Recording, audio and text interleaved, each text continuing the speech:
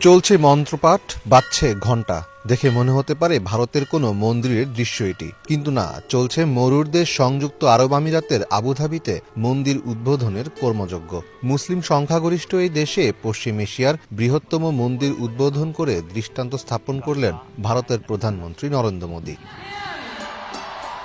ভারতের উত্তরপ্রদেশের অযোধ্যার পর এবার পশ্চিম এশিয়ার মুসলিম রাষ্ট্র সংযুক্ত আরব আমিরাতে মন্দিরের উদ্বোধন করলেন ভারতের প্রধানমন্ত্রী নরেন্দ্র মোদী। আবুধাবিতে এটিই প্রথম হিন্দু মন্দির। সংযুক্ত আরব আমিরাতে এটি দ্বিতীয়। দেশটির বৃহত্তম শহর দুবাইয়ে রয়েছে আরও একটি মন্দির।